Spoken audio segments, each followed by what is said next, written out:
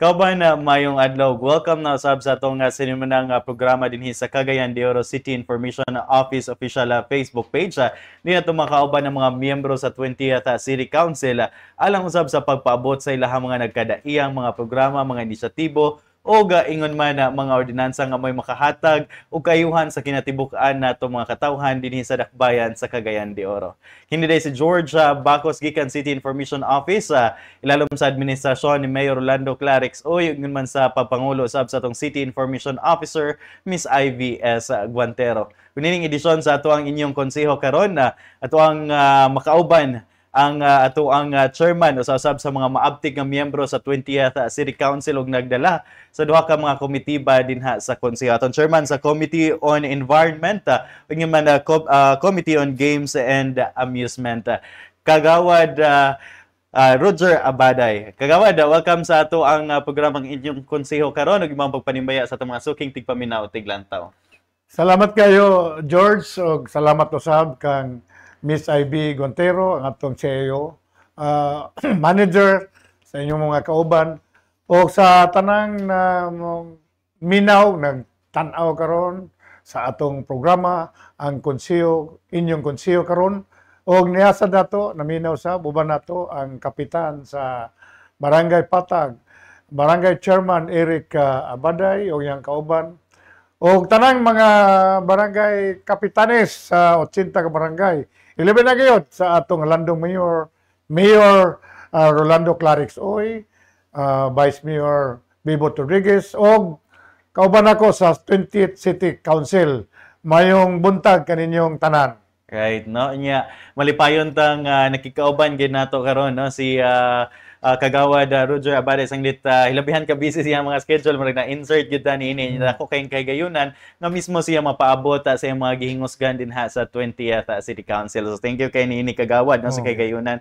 And nini Kagawad siguro largo na ta sa mga hilisgotanan nato karon, no? Kay medyo naaghan pa pugkag nakalinya karon nga mga appointments. But Kagawad, you were very supportive of the programs of the city, especially with the newly launched partnership with the DICT and the local government unit. Nakita usa sa mga nahimong pilot cities to be nga makabenepisyo no sa programa sa DICT ang kining underground cabling system nato dinhi, which is ikaw nakita nimo ang kaayuhan nini ug isa ka sa mga misuporta gyud nini nga mao nga programa. Hinod na George. Okay, katong niaging semana I was invited sa pag meeting nining task force sa Kabli. Actually dugay ra man ni agi pa ning administration but karon sa panahon ni Mayor Clarix kaning ipadayon. So bago na sab kaning itsura bagong komposisyon kuha na gyud no. So nalipay ta nga nakigkumbuya nakig-coordinate join na ang DICT no. May tungod din atong pagpakutay sa mga communication lines. Katang mga server sa atong telecommunication no. Nga gipanguluhan kani sa atong NTC National Telecommunication Director Ted Buenavista og sa tanang mga stakeholders no sa communication industry nga dinhi sa Cagayan de Oro. So gani umana na last Monday session tunyagi Monday pa. Kining inyong igsoon nagpasaka og ordinansa. Gisponsoran nako ang ordinance may tungod na ning bag-o nga to nga programa no. Ning task force Upside Kable. Upside Kable. So sa ina nga programa ato nang ma-regulate ang standard standard lines and communication sa tanang mga communication company nga diya karon ga operate sa syudad sa Cagayan de Oro. That's right, no? Yeah, kini Kagawad, it's very important kay we're seeing big cities sama sa Davao City, some areas in Metro Manila who are naghimo na sa underground cabling system nila na silang telecommunication, not just for beautification. Sanglit hapsay man imong pananaw kung walay daghang nakasabit gyud noon nga mga kable, but for safety purposes kaya ko usab kini nga epekto Kagawad nga dili na to maingon ang panahon og kining tinghangin, ting-ulan. So daghang posible nga mga kuan. Man tong underground kay dili gid siya ingon ana ka delikado. Mao na nga kini nga programa. Salamat ta sa task force no. Nga because of their innovative sa ilang expertise ilang gi-share sa ato is siyudad sa Cagayan de Oro. Og first time ni sa tibok Pilipinas nga ang Cagayan de Oro na kauna. Yes. So, gani, dagang mga LGU, not only in Mindanao but all other places no, nga gusto nila i-replicate kining programa, kining task force upside, kabli, no? Kanang naakaroon kataon. Not only katong traditional nga diagi sa pangapusti, kaning bago karon katong underground yes. Underground na ang iyang connection no para nga for safety o hapsay ang atong environment no dili na ka makakita ka pulos lang poste pulos wire na sa taas no? So doon na standard nga kung napamayan na pabilin ang di pa man fully implement ang underground connection sa cable. Dini sa taas, above, no? Kanang i-connect sa kining poste, kanang access karon ato man ang hinluan, unya karon, doon na nag-identification, matag, communication server, no? Kung mailan na kay color coding naman, doon na standard height or standard length nga ilang sundon nga dili makabalda sa sumasakay kanang mga sakyanan o dili sab delikado nga muna yun nato nga pa mga warag spaghetti dangling wires nga delikado kay kana sa mga lumalabay o labi na sa mga sakyanan. That's right, kagawad, no? Kay of course kini dako po ning dabang not just for safety purposes kay aron usab nga aduna tay connection like for example for internet connection murag mahimo siyang dili siya maputol ba no kay of course kung naay mga calamities and all like hangin dakong puruhan nga maapektahan gyud ta no kay tungod kay naa pa gyud siya sa kining naa siya sa palibot nakasabit ra mga wires kung kuan man gud wala na siya kung matumbang nga kahoy di na siya mapiktuhan kung mag-ulan so yun na ba so mas maayo gyud ni mao nga action sab niya nut pud to kagawad kay muhag yung gihingusgan imong gisponsoran ang imong gipasakang ordinansa no kay ron usab maskin tod nga doon tay task force it's very important to institutionalize really the program to sustain it no matter kinsa nga administration baka or kinsa at least na natay gabayan gyud nga mapatuman ang nasangpit nga programa. So sa kani nga ordinansa ato ning gipalabang para nga mapatuman jud ang kanang ang standard standard installation o pagpakutay sa mga communication line dinhi sa atong mga highways no highway no aside from katong underground laying of cable so karon sa ordinansa usa sa nakakuan ni ordinansa kay dunay i-create yun nga division nga motutok gid ni nga kini nga programa kani nga program so dili na basta-basta ang mga telecommunication company nga mo kahot lang diya mo butang og poste mo tao diya mga cable without the consent without the permit gikan sa atong city engineers o kining bago nga gi-create na to nga electronic division.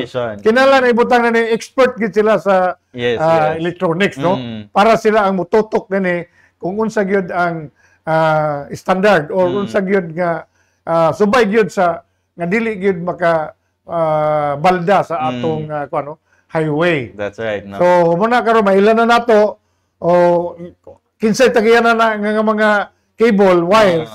Kay karon makita nimo medyo hapsay naman no. Yes. So napagyapon nung naka-bound diya nga nasa ibabaw sa nasa taas sa mga poste nga wala ba og kining di mo maila kinsay tagiyan na. Yes. Kung naay mga bitay-bitay diya kanang imong spaghetti di ka kabalo kinsa imong tabangon. So muna nga karon sa bago color coding na.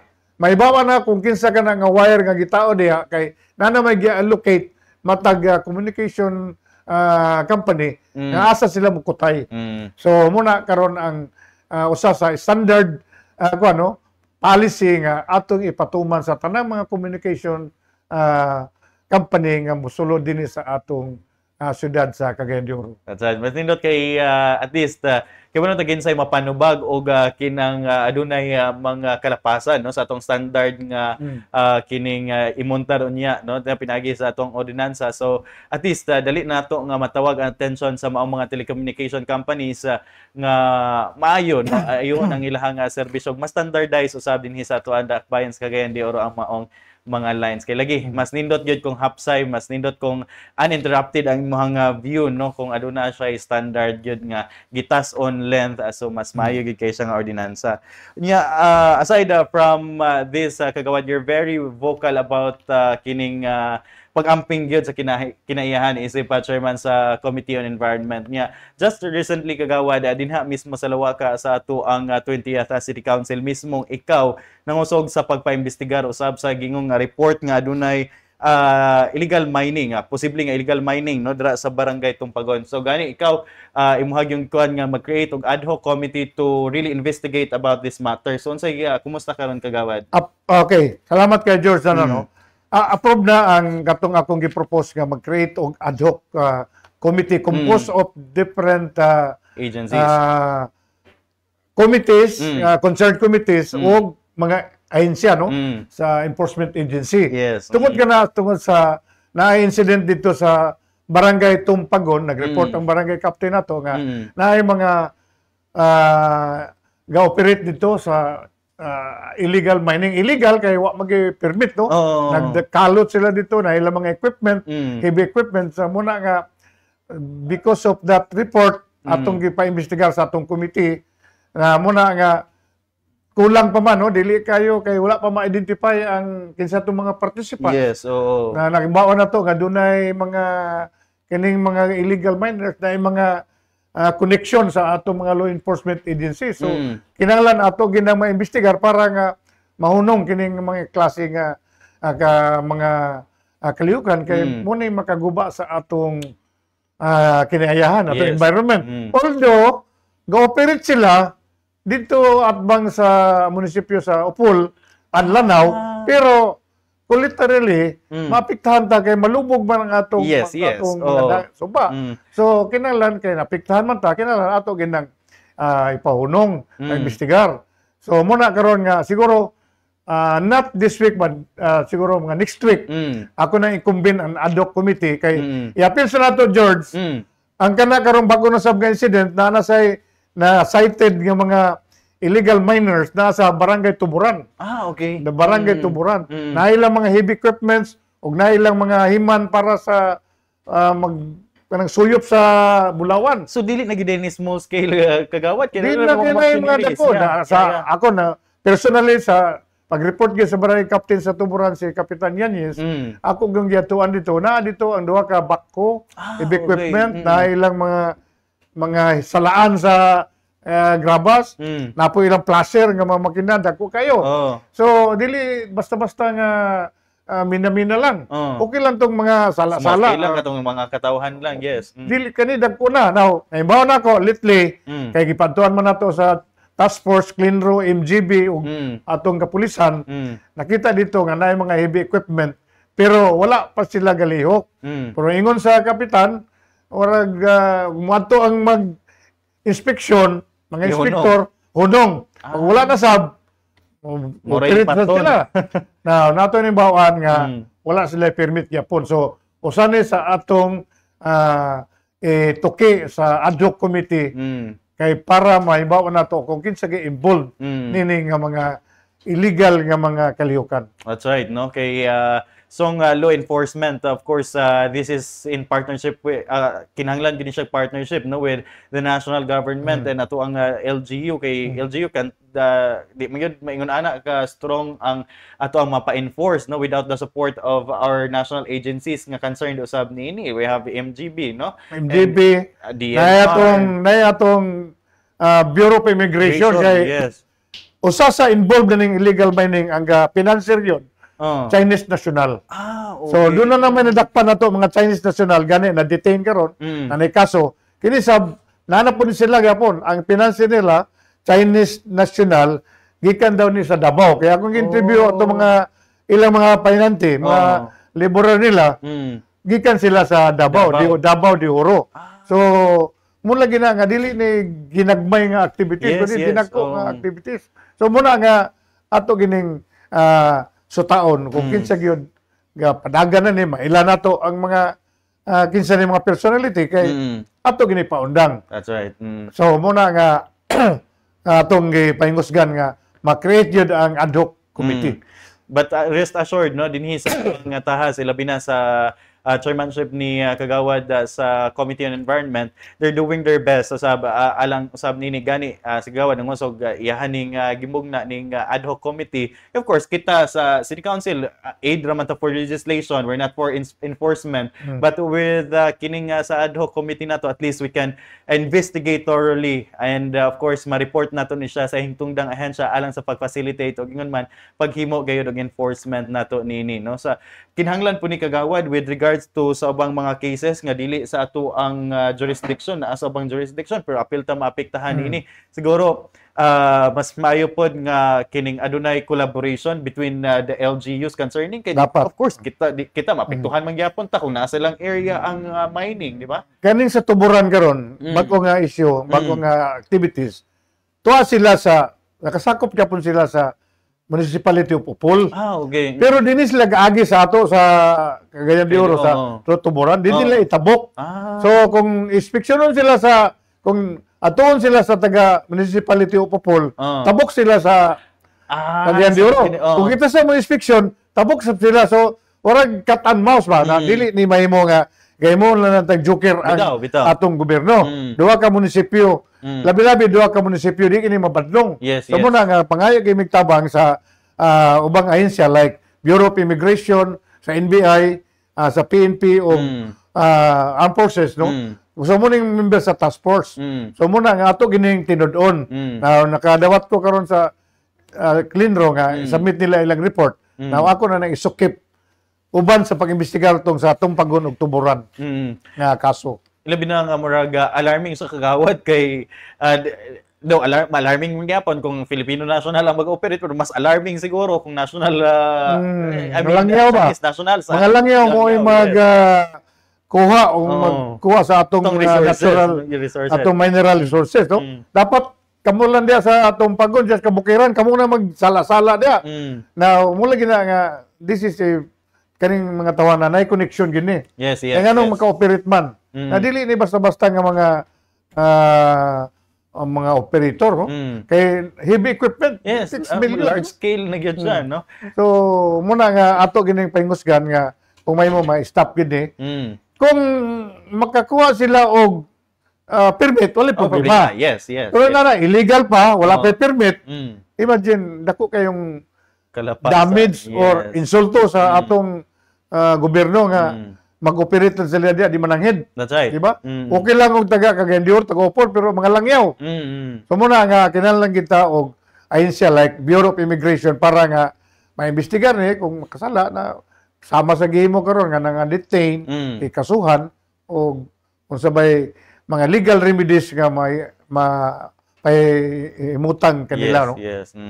Muna nga importante kayo, no, ang collaboration with the national agencies kay we can do so much dinhi sa ato ang dakbayan sa Cagayan de Oro, and kinahanglan gyud siya og tabang gyud sa ato ang mga national agencies alang sa pag-implement, no, kay this is everybody's concern. And of course panawagan usab tana, no, sa ato ang mga kaigsuonan dira sa mga hinterland barangays, labi na kining duol sa mga suba nga to report, no, kay dili pod sayon nga di pod makaya sa LGU alone nga pag-monitor sa ato ang streams kay lagi hilabihan kadaghan unya limited rato ang manpower man nga kamo mismo dinha sa ato ang mga kabarangayan nindot nga kining aduna may participation pinaagi sa pag-report sa hintungdang mga ahensya sa mga illegal unya nga paghimuon dira sa inyo hantag sa tagsa ka mga barangay kay kita tanan mapiktuhan niini kung adunay damage na gyud nga mahitabo, no? George, ang mga kabarangayan gikan sa tanan dia sa hinterlands ba? Member sila sa task force. Okay. Apil sila. So, nganong gimembro sila kay dako kay ilang role sa pagbantay sa atong kinaiyahan, sa atong environment kay naman sa ilang jurisdiction. Yes. So, sila ang dako gid kay papel Mm. para na karon no. Muagi sa atong barangay. Yes, oo. So kung ilan ang pahingusgan, lugar di man nimo mapugdan og naay lugar pero Oo. kinahanglan kung muagi sila diha, doon na sila papilis, doon na Yes, sila oo. doon na sila basis nga Mm. ano kay nugon kayo ang atong mga kundi suba ang atong kabukiran maguba lang Mm. sa mga illegal minors so illegal activities diha sa kabukiran. So dako kay lang rule. Salamat ta sa barangay captain sa tong pagon og sa tuburan nga kanunay gyud mag-report. So ang atong advice nila nga continue ang monitoring dili lang kapitan siyo tanan mga involved diha nga mga lumulupyo nga Yes. mo report gyud sa atong ahensya o sa kapulisan no para nga atong mapahunong ng mga illegal mining na diha karon sa atong kabukiran. Bitaw, una nga kita sige tag-campaign to preserve our environment, conserve our natural resources. Unya gubon lang sa mga kining mga langyaw, no? So mo na nga kinahanglan kita tan hand in hand at least man lang to really help no gonsay ato ang angay nga mo. Let's do our part no in kining the movement usab. So muna ang padayon ang ato ang ginahimo nga investigasyon og sa mga mosunod nga mga bulan o mga semana no mga adlaw kita pag-implement no sa pinagi sa ato ang kining mga partner agencies sa pinagi sa gimugna ni kagawad nga ad hoc committee. And speaking of partnership usaba kagawad kanitong mga nakakalabay nga mga session ninyo usab nga giuyunan nga kita mohimo og partnership tali sa Misamis Oriental and Department of Environment and Natural Resources alam usab kini sa ato ang foreshore management plan no. Can you tell us more about this program or partnership kagawad? This is a continuing program no of the DNR and BIPAR, another agency, and the local government, mga barangay sa, especially sa seashores o river shores, no? Ay tungod sa unsaon pag-conserve sa atong mga atong kadagatan diya, atong suba o kanang atong mga marine products diya sa kuno. Labi na sa environmental effects sa sa diya sa atong lapihan, yung nila seashore. Yes. So tanan mga barangay gikan sa Bugo to Bulwa to Ipuna no. Na sila diya. So doon na sila yung mga tahas nga buhaton no para ma-conserve ang atong marine marine products o kanang atong mga seashores no.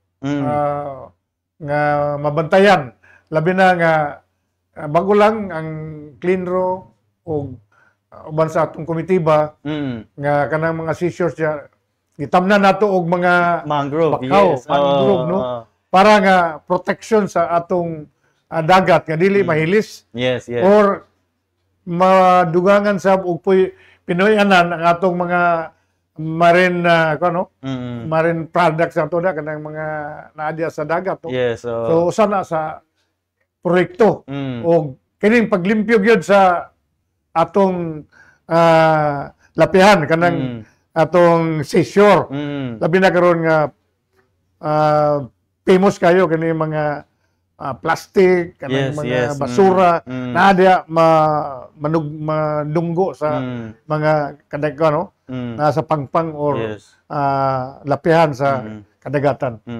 Gani akong nakita no si kagawad kaniadto sa pag sa ulog man kadto no sa anniversary sa CLEANRO niya mismo si kagawad yun ming adto gyud dito alang sa pagsuporta ug yun man pag pananom og bakhaw dinha sa tuang kadagatan. It's a good move usab no alang usab sa preservation sa tuang coastal areas dinhi sa Dakbayan sa Cagayan de Oro. And of course with this kagawad sa inyong giuyunan og pag-agree nga mupak si Mayor Clarix Oy og memorandum of agreement tali sa DNR and Misamis Oriental, it would be a great move usab kagawad kay we're not just kining conserving our area but of course kay kung kita nag-amping ta sa tuwa niya atong mga kasikbit nga mga LGUs wala pod mapitahan raman gyapon ta. So this one at least hiniusag gyud from Misamis Oriental, Cagayan de Oro to management usab sa DNR. So hiniusag gyud ang ato ang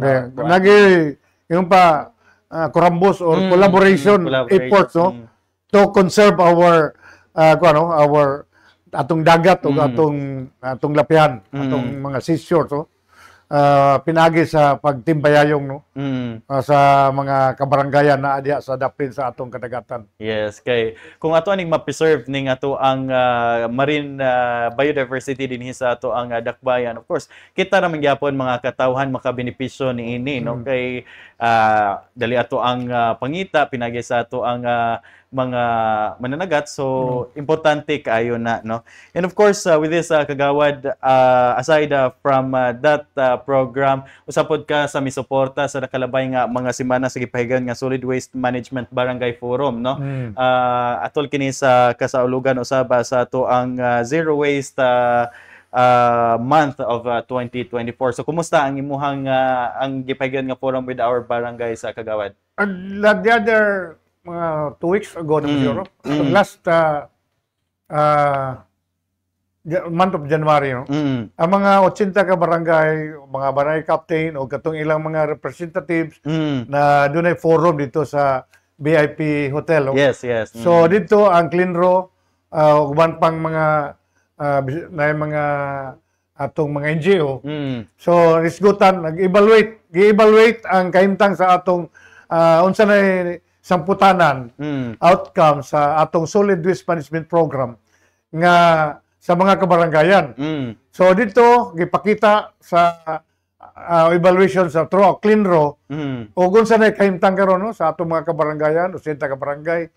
Subo kayo kay out of 80 barangays, there are only 48 barangays who have fully complied with the requirements sa Zero Waste Management program, kining Republic Act 9003 or Solid Waste Management. In terms of pag-implement sa kining tulo ka recycling, reuse, recycling, no? So kaniging recycling, wala gid ni tuman gid kayo sa ano, kay sa pagkakaron naman atong mga barangay captain, no, ang atong mga kaigsunan, household, wala pa sila kayo kay balo unsa nga basura nga ilabay, unsa dili tanan basura ilabay. Kay kanay nay basura nga imo pang mapuslan, ato pang mahimong kwarta, masapi. For example, botilya, papel, karton, puthaw, banda, no? Kana dili na siya ilabay, imo na siyang magsugod na sa panimalay, imo na hipuson, imo na ibaligya, mahalin na. Ang katong dili na mapuslan sabon ng mga para ng mga waste na gyud, asardos ba, asardos nga ko, no, dili ni muna na ilabay nimo kanang katong madunot ayaw to, pwede to ibilin. So dako kayong advantage, makasapi pa ka, makadaginot pagid ang syudad kay ngano man ang kanang collection karon sa basura, pag abot na dito sa sanitary landfill, katimbangon na siya, gabayad na sa syudad per kilo o per tons. Now, for example, kung ang tanan barangay, ang ilang mga lumulupyo mag-segregate sa ang ilang ang itong ilabay katong di lang mapuslan. Dako kayong savings ang gobyerno. Yes. Dako kayong makasapi pa ang mga lumulupyo o ang barangay, kaya buhaton sa barangay, katong sila mag-koleksyon, sila ang usa sa makakulang sa barangay, wala sila MRF, Material Recovery Facilities. Dapat katong mga recyclable waste, dito to ibutang sa ila. Now, sila din barangay, kumbuya sila. They have to contact sa kanang buyer, buyer sa plastic, buyer sa putaw, karton, papel. Additional income sa ilang personnel, di ba? Makasweldo sila sa personnel, makasweldo sila sa mga katawan. So, that is one of the advantage. Pero, mula gina nga, karon sugod na sila, kay tanggalan na sila, taman sa katapusan karong bulan na. Nga ilang comply. Ang usapan nila, uban, wala makatuman, kining pag-organize sa ilang Waste Management Committee. Kanang Waste Management Committee, composed of different sectors sa ilang barangay. Mao na imong padagan sa disposal and recycling, disposal sa atong mga sila mo educate, sila magpaluna sa mga pasabot sa katawan kung unsa kaning solid waste management program. Ang uban sa atong barangay naay organization pero wala maglihok. So muna karon nga naibaw na nila gi-evaluate sila kung sa mga tahas, what are the responsibilities. So sa ingon na ni kung mag-cooperate ang katawhan, mo-cooperate sila sa mga barangay official, so limpyo ang atong kinayahan, atong environment, limpyo atong So muna nga kinahanglan gyud ang disiplina sa atong mga tagsa-tagsa constituent, no?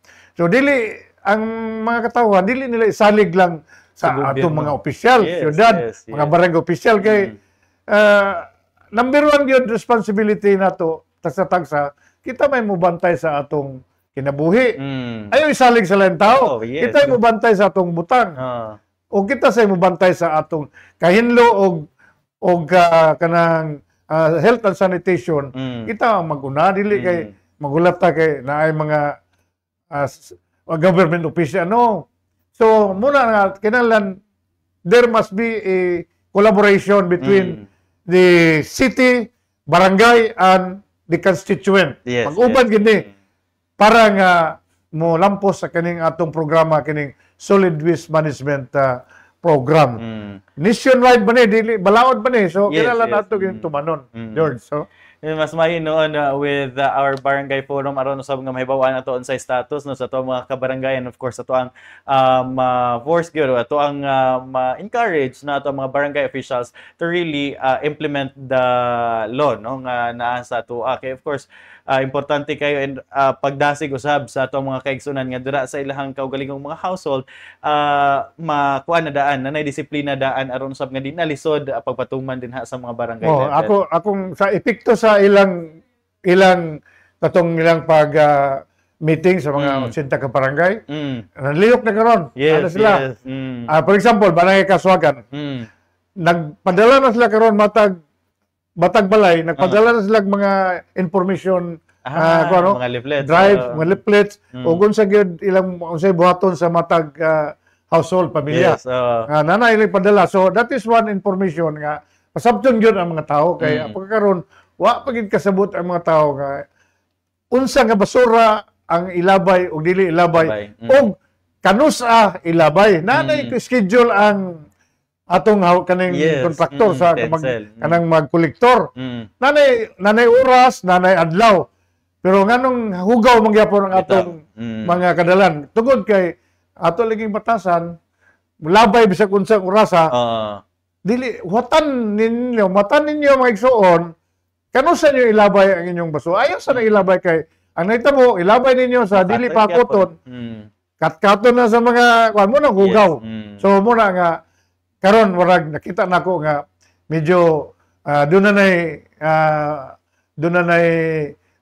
alibyo o doon na nay improvement no kay ang mga kabarangay nakasabot na sila labi na ato mga barangay official niliyok na sila. Kay karon after February by first week of March mag-issue na ang CleanRo o ang atong kagamanan sa syudad o doon ay dili makatuman issue na og ordinance violation penalty.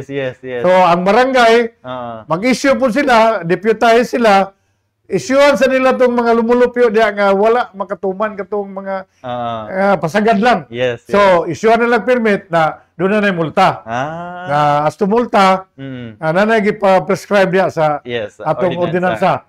So muna usa nga pag-leksyon o pag-edukar sa atong mga katawan. Kinahanglan yun doon yung pala nga iron fist yun ang pagpa-implement na ning atong balaod ba ni? National law and ordinance. So unsa pa may kadlukan sa atong mga barangay officials ang atong dili ni ma-implement. Okay, so muna nga atong ang ako sa komitiba mag-antusab sa mga kabarangayan mag-distribute sa ko mga atong mga leaflets no o doon na tayo gayon nga mga information drive. That's very important kagawad no. And of course this is di na ta mo sangpot unta sa mga penalties kay di ta penaltihan kung musunod lang gyud ta sa unsay nakalatid sa atong balat kay kini tanan alang man gini sa ato ang kayuhan kahinlo sa ato ang palibot no.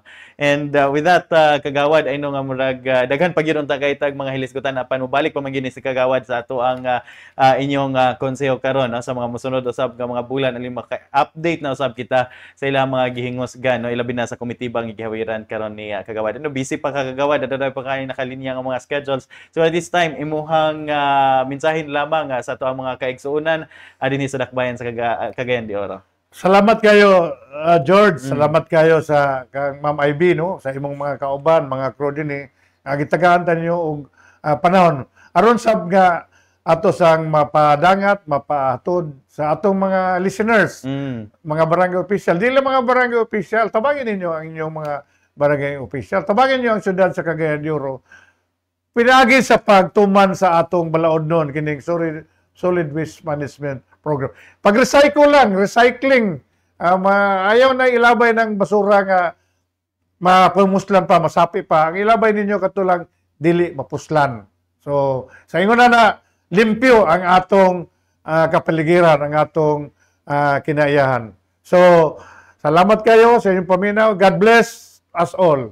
Alright, daghang kayong salamat. Once again, atong nakauban, atong chairman sa Committee on Environment, o gingon man chairman usab sa Games and Amusement, City Councilor Roger Abada. Daghang salamat kagawad. Good. Alright, and sa ngalan lamang sa kinatibuk ang Puerto City Information Office ng Dakbayan sa Cagayan de Oro, mo kato naglangkob sa ato ang inyong konseho karon sa ngalan sa ato ang City Information Officer Miss Ivy Esguantero, kini lamang si George Bacos. Daghang salamat sa inyong pagpaminaw paglantaw. Hantod sa sunod gayon ug maayong adlaw sa tanan. Okay.